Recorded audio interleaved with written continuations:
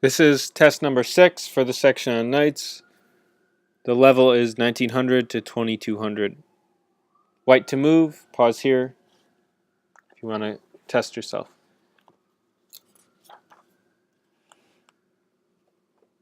So the game here is Benjamin versus Selman, Lone Pine, 1979.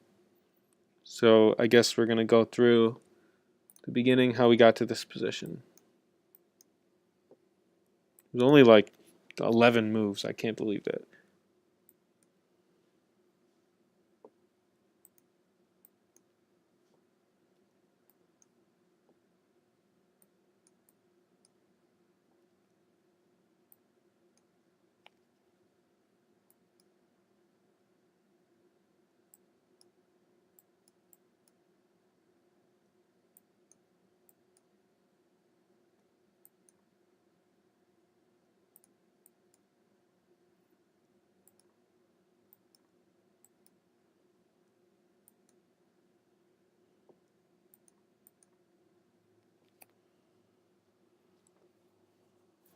It was more than 11.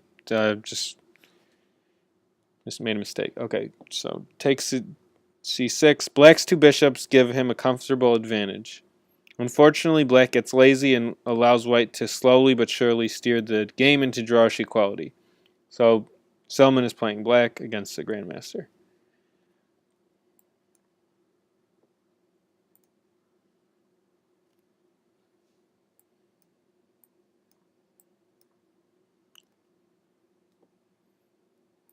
It's interesting that he wants to criticize his game in a published book, but he's a good teacher, so.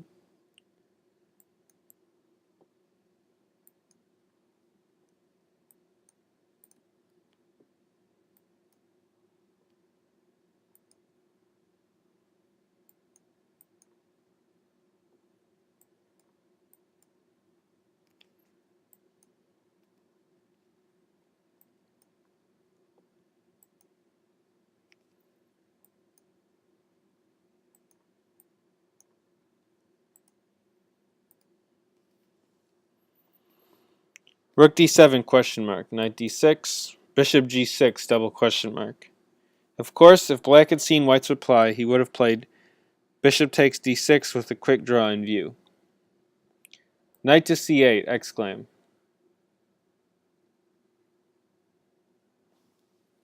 Benjamin, who's playing white, in his excellent book American Grandmaster, Everyman Chess 2007, writes, "This is not an obvious square for the knight, but it came to me when I saw knight f5, bishop takes f5 doesn't work." So he put it in his own book, how he beat Jeremy Silman. Okay, I heard Silman mutter, "Cheap bastard." I'll assume he meant this in a gracious way. Jeremy and I have since been good friends for years. I don't remember making, this is Silman saying, I don't remember making that rude mutter. Benjamin couldn't have been more than 2 years old at the time of this game. So the realization that I was about to lose to a fetus undoubtedly prompted a bout of serious angst. So I think he's just saying that Benjamin was young and not 2 years old. He's exaggerating. But I can imagine my horror at seeing the knight plonk itself down on its 8th rank and instantly turn a position that I'd long deemed to have 2 possible results, a win for me or a draw, into something far less palatable. As mentioned earlier, knights usually don't tread on this rank, but when they do make an effective jump to the 8th, there are often tactics at work. In this case, the knight makes the use of the single most common tactical building block, an undefended piece, the d7 rook being the culprit here. Explaining the rating spread. A bit mean of me since I'm sure most of you were looking for positional ways to use the knight. Instead, I tossed in a tactic, and a surprising one at that, since 8th rank jumps are rare. The calculation itself isn't hard, but noticing it is. Rook takes d1. Knight takes. King has to come to f7. If it goes to f8, white wins a piece. So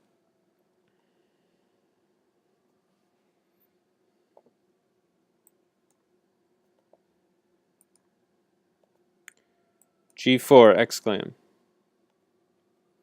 While the move knight c8, played earlier, shows a good tactical eye, this pawn move demonstrates excellent technique and a calm desire to milk every last drop of juicy goodness from this position.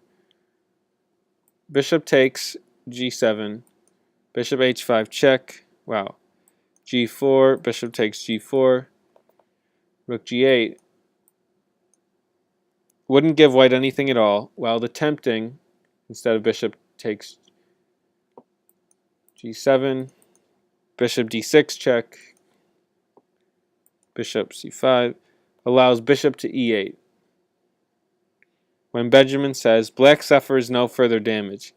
With only a one-pawn majority, white will be hard-pressed to win with opposite-colored bishops or draws.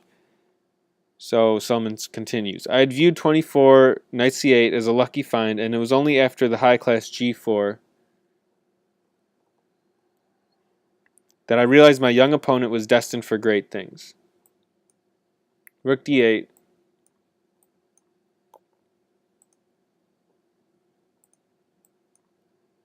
And white went on to win.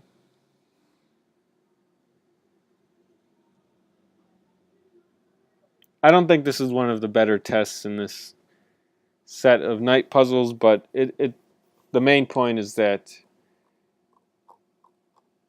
this was a knight maneuver to the 8th rank to produce some favorable trades that produce a winning endgame.